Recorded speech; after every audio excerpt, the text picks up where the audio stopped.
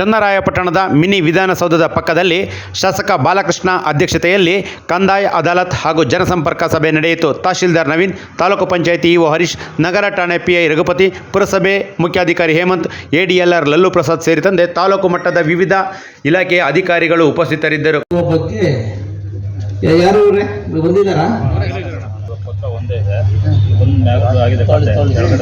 ಜಮೀನು APMCಗೆ ಅಕ್ವೈರ್ ಆಗೈತೆ.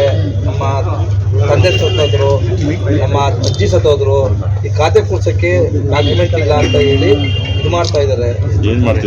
Survey number ಸ್ಕೆಚ್ಚೇ ಇಲ್ಲ ಅಂತ ಹೇಳ್ತಾರೆ. ನಾಗಸಮುದ್ರದ ಹಿಂದೆ ನೀವು ಇದಕ್ಕೆ ಕೊಟ್ಟಿದ್ದೀರಿ, ಲ್ಯಾಂಡ್ ಕೊಟ್ಟಿದ್ದೀವಿ ಸರ್. ತಾತ್ನವರೇ ಕೊಟ್ಟಿರ್ಬೇಕು. ತಾತ್ನವರೇ ನೀವು ಗೋಡೆನವರು ಎಲ್ಲ ಕೊಟ್ಟಿದ್ದೀರಿ. ನೀನು ಈಗ ಅದು ಕಾಂಪೌಂಡ್ ಇದೆ, ಹೊರಗುಳಿದಿದೆಯೋ ಒಳಗುಳಿದೆಯೋ? ಹೊರಗಡೆ ಉಳಿದಿದೆ. ಓಕೆ ಓಕೆ ಓಕೆ ಸರಿ, ಗೊತ್ತು ಮಾಡಿ ಸರ್. ಅದು ಡೀಟೇಲ್ ಆಗಿ ಎಲ್ಲರೂ ಒಂದು 10 ಸತಿ ಅರ್ಜಿ ಕೊಟ್ಟಿದ್ದೀವಿ ಸರ್. ಇಲ್ಲ ಸರ್, ಒಂದು ಮಾಡಿ ಸರ್. ಇದನ್ನ ADLR ನಮ್ಮ ಪ್ರಸಾದ್ ಅವರೇ, ಈಗ ನಮ್ಮ ಲೋಹಿತ್ ಅವ್ರ ಪ್ರಶ್ನೆ ಎಷ್ಟೇನೆ ಅಕ್ವೈರ್ ಆಗಿದೆ, ಹಿಂದೆ ಅಕ್ವೈರ್ ಆಗಿದೆ ಲ್ಯಾಂಡ್, ಗೊತ್ತಾಯ್ತಲ್ಲ? ಅದಕ್ಕೇನಾಗಿದೆ, ಹೊರಗಡೆ ಇವ್ರ ಜಮೀನು ಉಳಿದಿದೆ. ಅದಕ್ಕೆ ನೈಜವಾದಂಥ ಸ್ಕೆಚ್ಚು ಸಿಗ್ತಾ ಇಲ್ಲ ಅನ್ನೋದು ಅವರ ಪ್ರಶ್ನೆ ಆಗಿದೆ.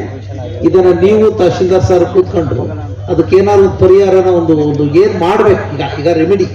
ಈಗ ಅಲ್ಲೇ 16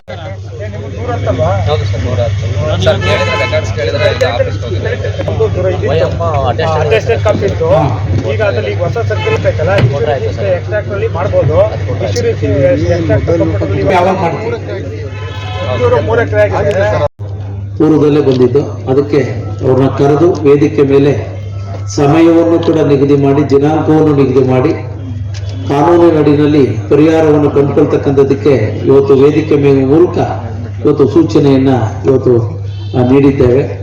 ಈಗ ಕಾನೂನು ಚೌಕಟ್ಟಿನಲ್ಲಿ ಏನು ಅವಕಾಶ ಇದೆ ಅದು ವಿಳಂಬ ಆದಾಗ ಈ ಜನಸಂಪರ್ಕ ಸಭೆಗಳಲ್ಲಿ ನೀವು ಅಹವಾಲುಗಳನ್ನು ಹೇಳ್ಕೊಳ್ತಕ್ಕಂಥದ್ದಕ್ಕೆ ಸಾಧ್ಯ ಆಗ್ತದೆ. ಆ ಹಿನ್ನೆಲೆಯಲ್ಲಿ ತಾಲೂಕು ಆಡಳಿತ ವತಿಯಿಂದ ಈ ಸಹಕಾರವನ್ನು ಮಾಡಿಕೊಡುವಂಥ ಕೆಲಸನ ಮಾಡಿದೀವಿ ಅಂತಕ್ಕಂಥ ಮಾತನ್ನು ಕೂಡ ಈ ಸಂದರ್ಭದಲ್ಲಿ ಹೇಳ್ತಾ ಇವತ್ತು